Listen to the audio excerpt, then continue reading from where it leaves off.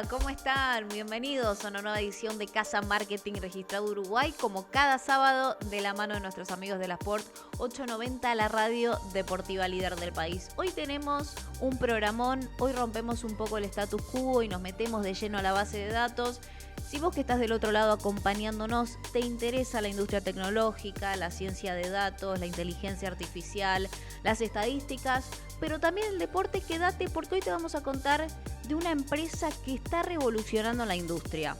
Hoy tenemos de invitado a Santiago Mizrahi, el vicepresidente de Sport Radar en el mercado de Brasil, una empresa, reitero, de alcance global que tiene que contar y mucho. Está trabajando con gigantes como por ejemplo NBA, UEFA y Conmebol. Pero ¿para qué vos les voy a seguir contando yo si lo tenemos a él del otro lado? Hola Santi, bienvenido a Casa Marketing Registrado Uruguay, ¿cómo estás? Todo bien, Antonella, un gusto, todo muy bien por suerte, un gusto estar acá. Bueno, nos alegramos de tenerte con nosotros. Si yo pienso en Sport Radar, a mí se me vienen multiplicidad de palabras, ¿no? Empresa, ciencia de datos, inteligencia artificial, deporte, estadísticas, apuestas, sobre todo para los que nos están acompañando del otro lado y quieren conocer a Sport Radar, quería que nos cuentes un poco qué es y específicamente a qué se dedican, ¿no? En su multiplicidad de funciones y servicios que brindan. Bueno, a ver, Sporrar se enfoca en entregar servicios a la industria de apuestas deportivas, o sea que es una de las patas un poco del ecosistema hoy bastante importante del mundo de los negocios deportivos, y es el principal proveedor de todo lo que uno ve cuando entra a un sitio de apuestas, pensando en que esto lo escuchen usuarios que quizás son usuarios de sitios.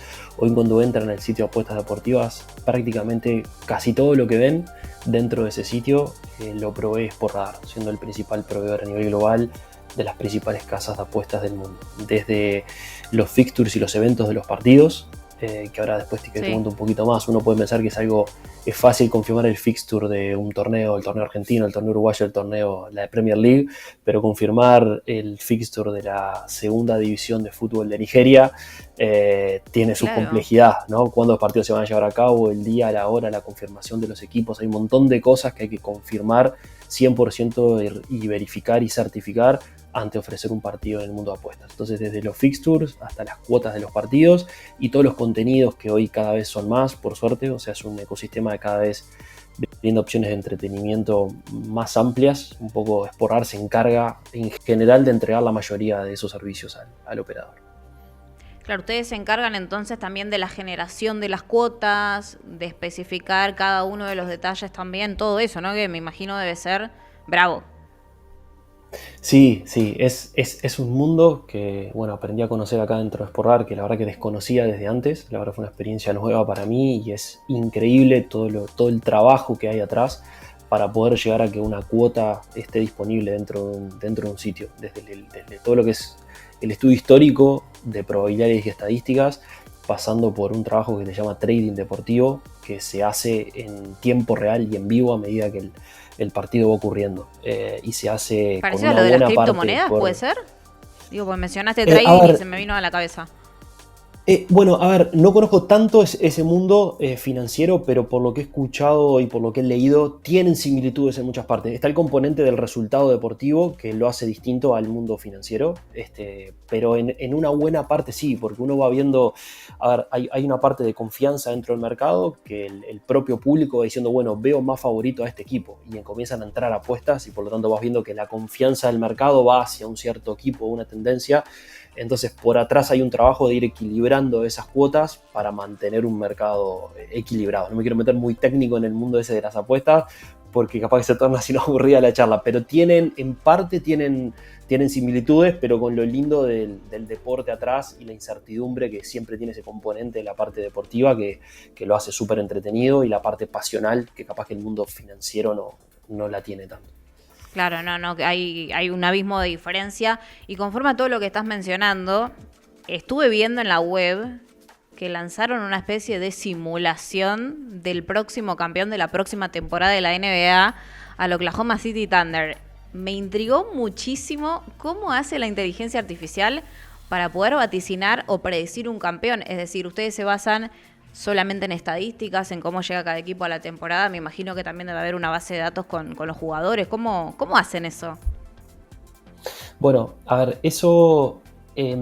Las cuotas de apuestas se basan en un modelo de probabilidades y después Sporrar tiene su propio modelo de cálculo, al cual, o sea, esas estadísticas entran dentro de ese modelo probabilístico y a partir de eso se da lo que se llama las cuotas base, ¿no? La sugerencia de cuotas, y a partir de ahí el trading que te comentaba. En este caso, sobre todo se aplicó bastante en la época de pandemia, donde no había, o sea, la mayoría de las ligas del mundo estaban en pausa.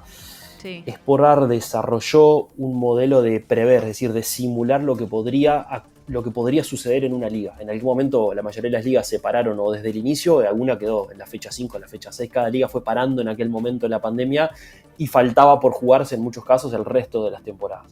Entonces en aquel momento se creó un modelo de predicción de lo que podía suceder basadas en estadísticas y bueno, modelos de inteligencia artificial que Sporrar usa para prever lo que puede llegar a suceder. Y se midió después contra lo que después las ligas volvieron y lo que terminó sucediendo, y realmente hubo un match bastante grande en la mayoría de las ligas sobre las cuales se hizo se llamó Simulated Reality Leagues, ¿no? Era como una simulación de realidad hacia adelante de lo que podía pasar en esas ligas. Y a partir de ahí quedó como en la industria eso que Sporrar genera, como antes de que arranquen algunos torneos, genera como esa predicción de qué puede suceder. Se basa en probabilidad, o sea, es un modelo que lo que le entrega a ese club, a ese equipo, es el equipo con mayor probabilidad de poder terminar ganando. Eso está muy vinculado a un mercado que se llama un outright. Es decir, antes que arranque un mundial, una Copa América, una liga, se prevé a quién puede ser el ganador o los ganadores y se le entrega probabilidades. Hay un club con más probabilidades dentro de una liga y un club con menos. Bueno, el que tiene menor probabilidad va a pagar mucho más en el mercado, claro, para quien apueste por ese equipo y el favorito no. Y esos outrights se van actualizando a medida que el campeonato también va ocurriendo, esas probabilidades se van moviendo. O sea, en un equipo, por ejemplo, de básquet, que quizás es un plantel más corto, que tiene ciertos jugadores MVP o estrellas, si se lesiona uno, claramente esas probabilidades luego van a cambiar. Es lo que tiene el deporte de incertidumbre también, ¿no? Pero bueno, ese modelo lo que busca generó como un antecedente en la pandemia, que Sporrar marca, bueno, quién tiene probabilidad de poder llegar a ganar y se genera como ese tema de conversación alrededor de eso. En el mundo de las apuestas, justamente, el favorito es el que tiende a pagar menos, en detrimento, ¿no?, del que paga más, del que quizás llega peor al partido. Vi que hace poco también ustedes firmaron un acuerdo con Underdog justamente para impulsar la protección del juego responsable en medio, ¿no?, de todo este ecosistema deportivo. ¿Cómo hace Sportradar para impulsar la detección del fraude y también toda la cuestión del amaño de partidos, ¿no? Porque hay que tener en cuenta el crecimiento que es cada vez mayor del negocio de las apuestas, a su vez proteger al jugador y también resguardar la integridad del deporte, ¿no? Es como un combo, un todo. ¿Cómo trabajan en ese escenario? Sí, ahí hay que proteger a todas las partes, ¿no? Al jugador, digamos, en este caso al apostador que busca en una plataforma, usa una de estas plataformas como forma de entretenimiento, pero también a los clubes, a los deportistas, a las federaciones que son parte y a las propias casas de apuestas que son las dañadas, las que terminan pagando esa consecuencia financiera de un amaño de un partido, porque bueno, quienes buscan amañar partidos terminan utilizando a la casa dentro de un esquema y la casa es la que termina sufriendo financieramente. Entonces todos lo que buscan es estar protegidos de eso. Para eso es muy importante, y cada vez se ve más, por suerte, países que van entrando en una regulación del ambiente de apuestas deportivas. Entonces el operador de apuesta sabe en ese país cuáles son las reglas, qué protección va a tener y por lo tanto si se siente más protegido va a tener una mayor voluntad de adquirir una licencia en ese mercado y poder presentar su marca y hacer una inversión para tener una casa de apuestas en ese determinado país o ciudad o provincia, como es el caso de Argentina, que regula por provincias. Sporrar lo que entrega es, dentro de sus varios servicios, uno muy importante es justamente las alertas por match fixing. Esas alertas básicamente se generan, hay una cierta tendencia, siempre cuando se marcan, como digo, vamos a las cuotas simples, un favorito y un equipo no tan favorito, y un montón de mercados que son 200 o 300 llegan a ofrecer por partido, cantidad de corners, cantidad de goles que pueden llegar a ver, totales de goles, resultado del primer tiempo, resultado de los primeros 30 minutos, bueno. Todos esos mercados van a tener una tendencia en las apuestas que van ingresando. Y Sporrar sabe medir cuando hay una tendencia de apuestas que se está saliendo de esas dos franjas, digamos, por las cuales se deberían ir moviendo las apuestas en ese partido. Eso genera alertas, esas alertas se le envían tanto a los clientes de Sportradar, en este caso a las casas de apuestas, para que sepan que hay una desviación de la tendencia en las apuestas que están ingresando. Hay todo un mundo para explicar de qué varía y cuáles son los parámetros que se toman, pero salen de esa franja, entonces se genera una alerta que se le envía a todos nuestros clientes, y además hay muchas federaciones que adquieren nuestro servicio porque quieren proteger su producto. Es decir, si un partido amañado en una federación es un daño enorme para el club, para los deportistas, para la propia federación, impacta en lo que a nosotros más nos interesa, que es en las marcas que mañana quieren invertir o patrocinar un evento de una federación, van a pensarlo dos veces si es una federación que tiene casos de amaño de partido. Entonces va un poco por ahí, ese sistema de match fixing y de alertas protege a las federaciones que nos pagan por este servicio, y a los operadores de apuestas que son nuestros clientes queremos evitar que su casa forme parte de un esquema. Es decir, entonces, del 1 al 10, si tenemos que puntuar, el gobierno de cada jurisdicción o de cada país implica un total control, ¿no?, de todo este tema. Tienen que responsabilizarse de esta cuestión. Sí, cuando un gobierno genera o crea una regulación en el ambiente de apuestas deportivas, genera un ambiente mucho más seguro y mucho más controlado para todos los actores que están. Es decir, va a regular si una casa de apuestas puede poner cierta publicidad, en qué horario, puede publicitar camisetas de clubes o no. Es decir, va a marcar una regulación, es un texto gigante que se vota en cada uno de los parlamentos de cada país, donde marca las reglas, así como las marca en otras industrias, que estamos ya mucho más acostumbrados a que tienen su ambiente legal. Bueno, las casas de apuestas también, y las casas de apuestas quieren ese ambiente porque también para ellas es una protección de trabajar en un mercado por el cual van a pagar los impuestos por operar, y a cambio también van a tener reglas y una protección por parte del gobierno en el ambiente en el cual van a estar operando. Pero sí, la regulación de cada país es súper importante para ser una pata más que controle esto. No, y aparte es muy variable, ¿no? Porque en el caso de Uruguay, por ejemplo, quizás es algo que está más monopolizado. En el caso de Argentina tenemos multiplicidad de casas de apuestas que están actuando en diferentes equipos o en diferentes federaciones. Entonces también depende de cada país. Pero bien, Santi, ahora quiero abstraerte un poco, porque estamos entrando quizás en mucho tecnicismo. Quiero abstraerte un poco de lo que es la personería jurídica de la empresa y llevarte un poco más al lado humano. Quiero saber cómo trabajás vos, cómo es un día de Santiago en Sportradar y cómo construiste también tu equipo de trabajo, ¿no? En la parte comercial y en la parte de ventas también. ¿Cómo trabajás?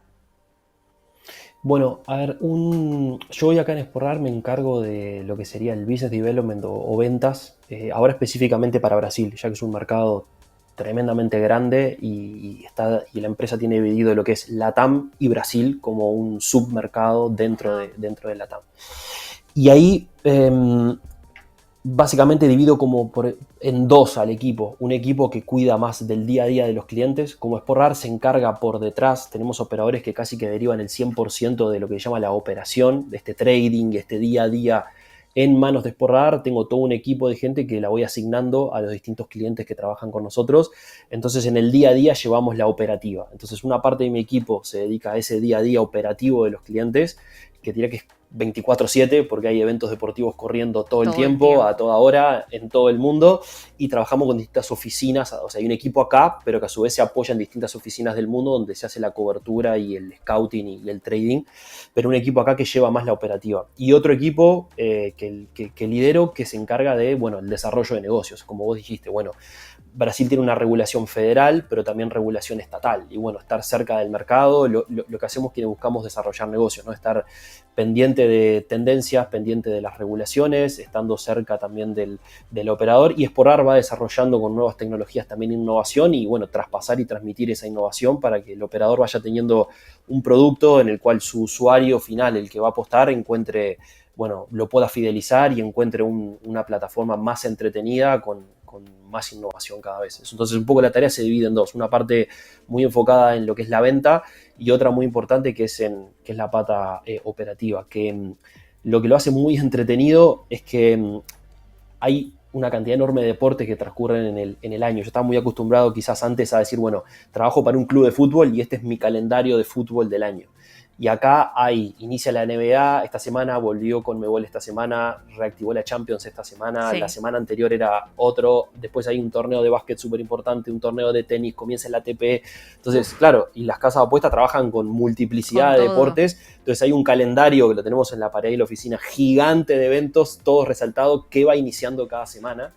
Y para un operador de Perú, si está el clásico el fin de semana, es tipo el día para hacer activación de marca, para trabajar un montón de cosas. Y quizás 2 días después es súper importante porque está la final del campeonato en México. Y capaz que 4 días después en Uruguay está el clásico de Peñarol y Nacional. Entonces, en cada país va teniendo tipo, lo que es importante para ese país. Y para mis clientes es la vida ese fin de semana y para otros es la semana siguiente. Entonces, súper entretenido porque realmente estás todo el tiempo con cosas que están pasando en el calendario deportivo, y también a mí me hizo aprender también sobre muchos deportes que capaz que antes desconocía exactamente Uno los no tenía en detalles cuenta. que tienen por detrás y que ahora los paso a tener en cuenta. Tipo, sé exactamente cuándo hay un partido de la NFL, de la NBA, como que abrí mi cabeza a salir capaz del fútbol, que era lo que estaba acostumbrado.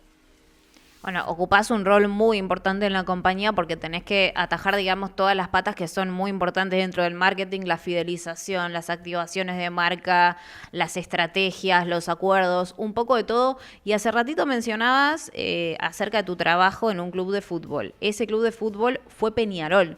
Entonces te quería Sí. consultar qué aprendizajes pudiste tomar justamente de ese ambiente y cómo fue la transición de pasar de trabajar en un club de fútbol a algo quizás más global, a una empresa con tecnología cambiante día a día y a su vez asumo con misión, con visión, con valores y todo completamente distinto. ¿Cómo fue esa transición y qué te llevaste de Peñarol?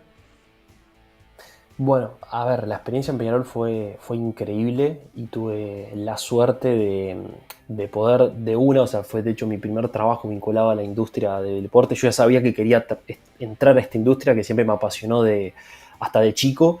Pero en aquel momento, bueno, Álvaro Alonso, el gerente general, y Pablo Nieto confiaron en mí para contratarme en ese equipo que ellos estaban montando, toda esa reestructura que hizo Peñarol en aquel momento, bueno, en todo el rebranding, todo el nuevo trabajo profesional que ellos hicieron ahí.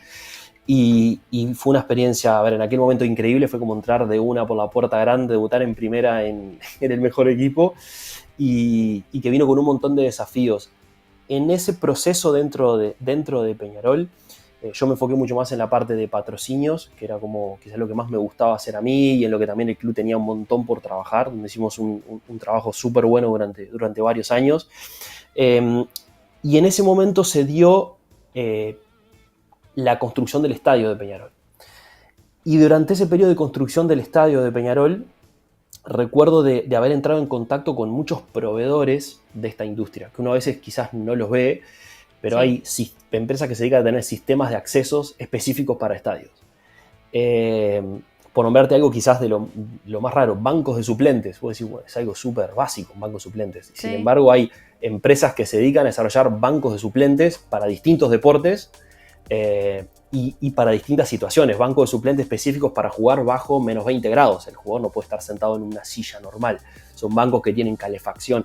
Te estoy nombrando un detalle para mostrarte cómo empecé a ver, abrí la cabeza a wow, qué cantidad de proveedores que hay que se dedican a también proveer a esta industria y que quizás no tenía tanto conocimiento de mi parte. Me interesó pila esa parte. Y ahí leyendo, investigando, conocí gente vinculada a Sportradar, que bueno, llegado un momento me ofrecieron entrar en un proyecto que al principio era más vinculado a trabajar con federaciones y un proyecto puntual de un software que Sportradar tenía para federaciones. Luego me metí más en el mundo del betting, pero lo que me llamó la atención para hacer como un cambio fue tomar ese desafío, decir, bueno, quiero conocer ese lado de la industria como proveedor. Entonces fue el momento de, bueno, querer hacer ese cambio. Y si bien no pude trasladar exactamente las mismas experiencias, porque como vos decís, Claro. son situaciones y roles completamente distintos uno del otro, Sportradar tuvo una pata también de patrocinio. O sea, estas casas de apuestas que trabajan con nosotros muchas veces buscan invertir en clubes y nosotros conocemos como los dos mundos. Entonces igual me sirvió mucho esa experiencia para aplicarla puntualmente a eso, pero haber venido ya del ecosistema deportivo y conociendo cómo funciona, claramente me dio una ventaja enorme al momento de desarrollar mi tarea. Así que nada, la experiencia de Peñarol fue realmente increíble y seguro me sirvió muchísimo para todo lo que aplico acá. Claro, fuiste aprendiendo, digamos, en distintas etapas también y en distintos países, digamos, países en los que me imagino habrás viajado para ir conociendo también distintas industrias. Y justamente ahora te estás desarrollando en la industria de Brasil. Hace un ratito lo mencionabas, Brasil es un mercado enorme, complejo, competitivo, uno de los más grandes del mundo. Me llamó la atención incluso que lo separen de la TAM. Contanos un poco cómo es el mercado brasileño en comparación con Latinoamérica y especialmente en comparación con el mercado uruguayo. A ver, Antonella, tiene muchas diferencias. Este tiempo de trabajar en esta industria me llamó a pensar que no hay, creo que un mercado ni mejor ni peor, solo los mercados son distintos. ¿Tá? El mercado de Brasil, yo creo que si tuviera que tocar 3 o 4 motivos que lo hacen ser muy distinto, y creo que en muchas partes al resto de Latinoamérica, pero si hacemos la comparación con Uruguay en este caso, lo primero es que es un país donde sí tenés un público que consume multiplicidad de deportes. No es todo fútbol o quizás todo fútbol básquet, sino que vos ves eventos de surf que se llevan acá en Brasil y son multitudinarios, multiplicidad de marcas que participan, que activan, que patrocinan. El futsal es muy fuerte, el básquet es muy fuerte, todos los deportes de playa son muy fuertes y luego tenés mucha regionalización. Te muestro un ejemplo. Hace unos años se creó en Brasil lo que se le llamó el X1, son partidos 1 versus 1, o sea, son 2 talentos como si fueran jugando mano a mano. Ese evento que se llama X1, X1 le dicen ellos, creció mucho en el nordeste de Brasil. Eran duelos 1 a 1 que se entregaba para el ganador un cinturón como si fuera de UFC, digamos, tenía como ese perfil en la organización, en cómo se hacía. Y una rodada, o sea, una fecha de uno de esos torneos en el norte de Brasil te vendía más entradas que una fecha del fútbol uruguayo. Para que veas lo enorme que puede llegar a ser el desarrollar un producto que uno lo puede ver como nicho, pero sin embargo Brasil, por su población, termina teniendo una posibilidad de generar un negocio atrás de cada una de esas actividades. Entonces lo primero que destacaría es el tamaño del mercado, la multiplicidad de deportes y un público que lográs tener que pueda consumir y por lo tanto montar un modelo de negocio atrás de eso. Lo otro es que, metiéndonos en el fútbol, la atención no está en 1, 2, 3, 4, 5 equipos. O sea, realmente vos mirás yendo a la primera división de Brasil y ves muy dividido el espectro de cantidad de clubes, la cantidad de hinchas y socios que tienen por detrás, y muy regionalizado, es decir, 2 equipos muy fuertes en el sur, 5 equipos muy fuertes en el norte, 4 equipos muy fuertes en Río. O sea, vas después en cada ciudad encontrás equipos muy fuertes. Y bueno, y atrás de eso la posibilidad de montar también un negocio. Y después tiene otra particularidad muy importante que es, se juegan los estaduales en Brasil a principio de año. Sí, es y verdad. luego se juega el Brasileirao. Eso genera que si vos vas al nordeste y vas a Pernambuco y vas a ver el estadual de esa ciudad, tenés 3 equipos muy fuertes, uno de ellos que juega Serie D en Brasil. Sin embargo, durante la primera parte del año tenés muchas marcas locales que pueden buscar querer patrocinar el naming de ese torneo estadual o activar puntualmente el clásico de esos equipos del norte, que mueven mucha gente, son muy locales y a una marca que no puede invertir en poner el naming en el Brasileirao, pero quizás sí puede hacer activaciones puntuales durante el principio de año en ese estado, porque realmente busca llegar a la comunidad o al público que consume en el nordeste. Sí, el público objetivo, digamos. Entonces creo que esa es otra gran diferencia. Y quizás la última que menciono es, creo que Brasil logró tener una capacidad económica, sobre todo los clubes a nivel fútbol, de llevar figuras de distintos países, y eso también pasó el año anterior cuando Suárez estuvo en Gremio. Yo tengo un grupo de amigos que nunca habían mirado Brasileirao y se pusieron a ver los partidos de Gremio porque estaba Suárez. Entonces también eso hace que ellos puedan contratar figuras de Colombia, de Chile, de Argentina, de Uruguay, de Venezuela, de Ecuador, y eso creo que abrió también y llevó el fútbol brasilero a que se consuma mucho más, y también a través de las plataformas de streaming hoy es mucho más fácil poder consumirlo y llega de múltiples formas. Entonces creo que eso también hizo al mercado de Brasil a nivel de fútbol crecer mucho en estos últimos años, y creo que lo vemos, ¿no? En las participaciones que los clubes tienen en Libertadores, Sudamericana, han logrado, creo que, dominar bastante no por nada, hace 5 años vienen ganando la Copa Libertadores. es algo evidente. Es que son equipos que realmente logran. Es que está lo que ustedes lo que trabajan acá en este canal, el negocio que hay por detrás para esos clubes es muy, muy, muy fuerte y se termina transfiriendo en budgets, ¿no? en presupuestos mucho mayores, y que si bien el fútbol, en este caso es fútbol y termina teniendo casos en los que no, pero bueno, marca una tendencia, ¿no? Esa capacidad económica. Sí, es cierto, hay muchos factores que conglomeran a que Brasil hoy sea una potencia futbolística y ahora me estoy percatando con vos que también podemos abrir el horizonte y el panorama a otros deportes que se consumen en dicho país. Sportradar trabaja, la verdad, que con multiplicidad de federaciones, con NBA, con UEFA, con Conmebol. Me intriga saber en cuanto a la tecnología o a la ciencia de datos, si tenemos que comparar acá en Sudamérica, en Brasil, en Uruguay. ¿Estamos muy alejados de lo que pasa alrededor del mundo en cuanto a la tecnología? ¿Estamos atrasados? ¿Estamos nivelados? ¿Estamos adelantados?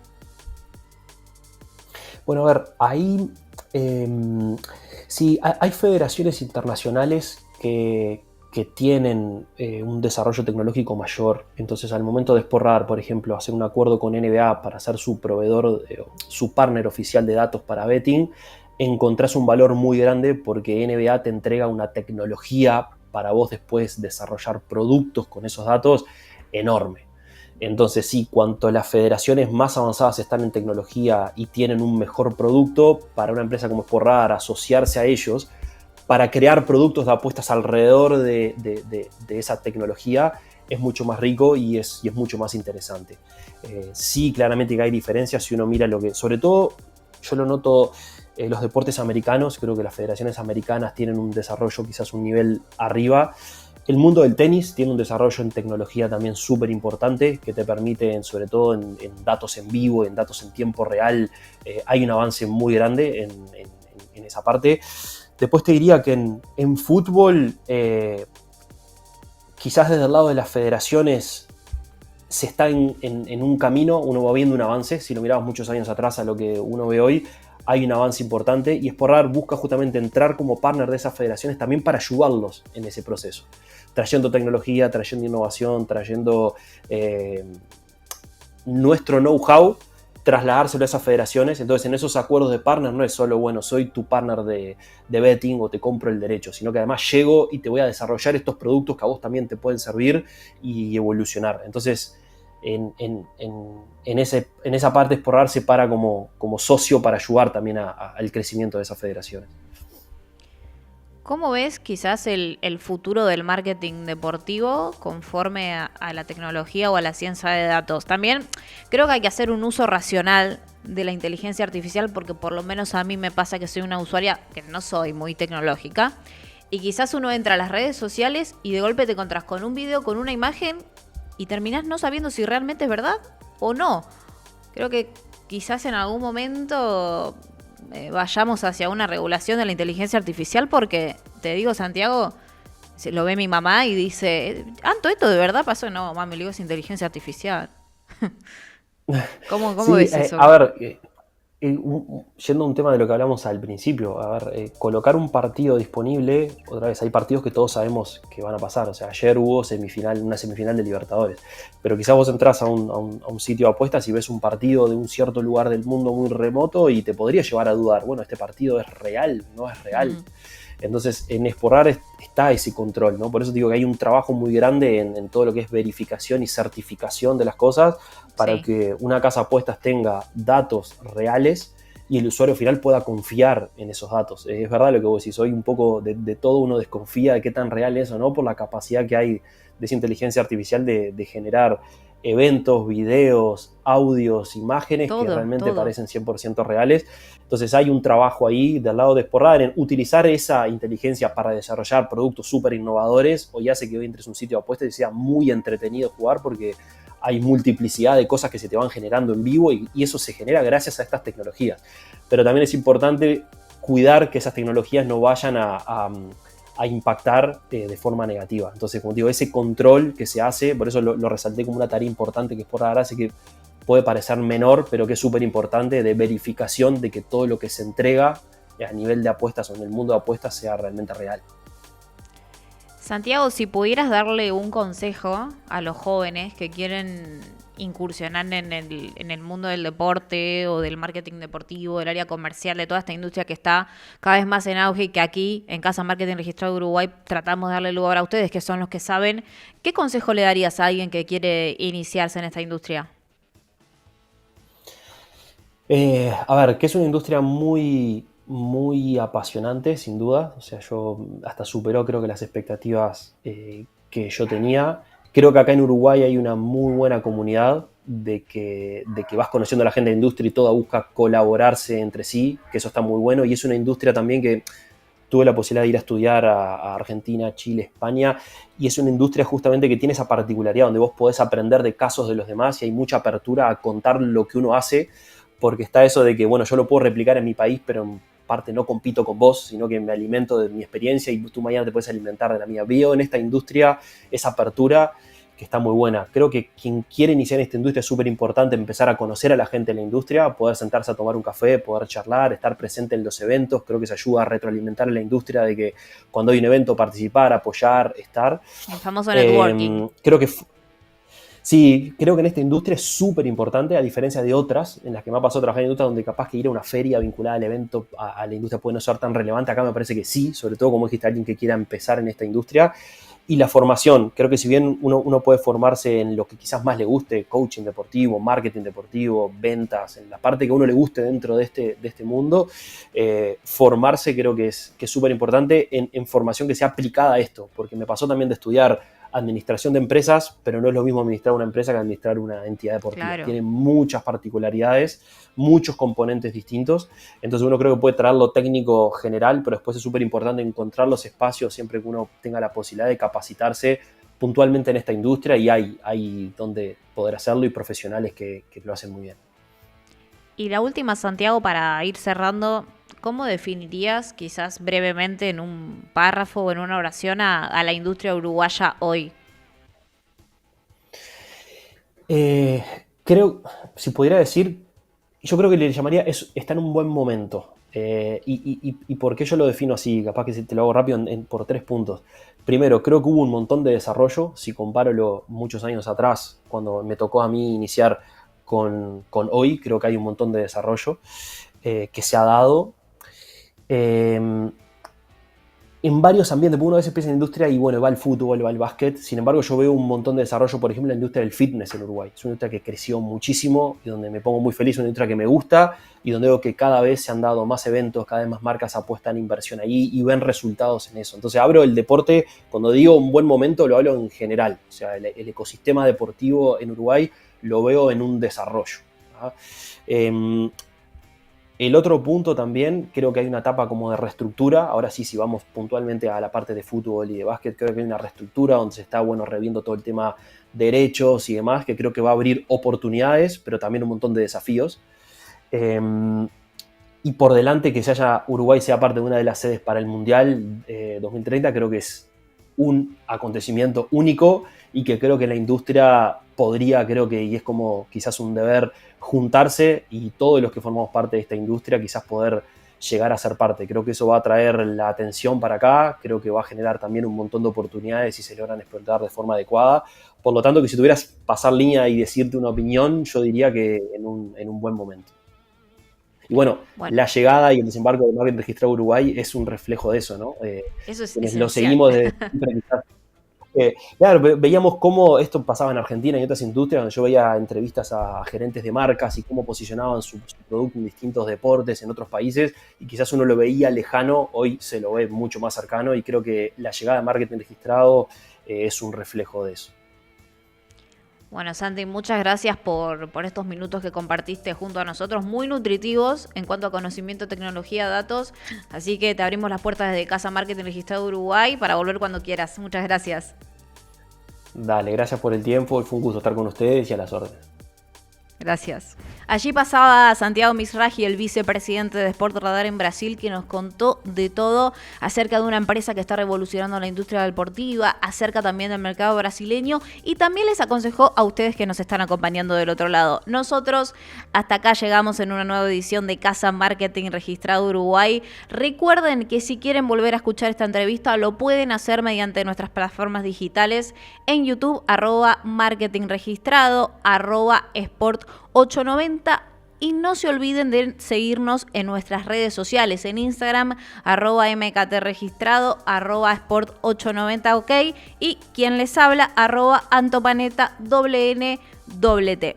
No me quiero ir sin antes agradecerles a nuestros sponsors, quienes hacen que todo sea posible, a ANDA, que fue el primero en sumarse a este proyecto, y también a Umbro, la marca deportiva líder del Uruguay. Nosotros hasta acá llegamos. Esto fue Marketing Registrado Uruguay, el espacio donde el deporte y los negocios se conectan. Nos vemos la próxima. Chau, chau. En ANDA lo damos todo. Y los propietarios nos hacen todo tipo de preguntas. Para alquilar mi propiedad con ANDA, ¿tengo que ser socia? No tiene por qué. ¿Pero puedo ser mi socia? Puede. ¿Y qué gano? Puede pedir adelantos de alquiler y cobrar varios meses juntos. Taca, taca. ¿Y qué más? ¿Un cafecito? Quiero. ¿Sabe hacer la liquidación del IRPF? No. Nosotros sí, se la hacemos gratis. ¿Me sirve? ¿Más café? Bueno. ¿Qué más? ¿Quiere poner los pies sobre el escritorio? ¿Puedo? Por supuesto, dele tranquilo. Así de tranquilo va a estar sabiendo que va a cobrar en fecha todito los meses. ¿Todos? Sí, porque pase lo que pase, el alquiler lo cobra igual. ¿Alguna preguntita más? ¿Azúcar? Aquí tiene. No hay garantía como la de ANDA, porque es la que da más beneficios y descuentos a inquilinos y más seguridad a propietarios e inmobiliarias. La garantía más aceptada del país, la número 1. La más conveniente. Sí, en ANDA lo damos todo.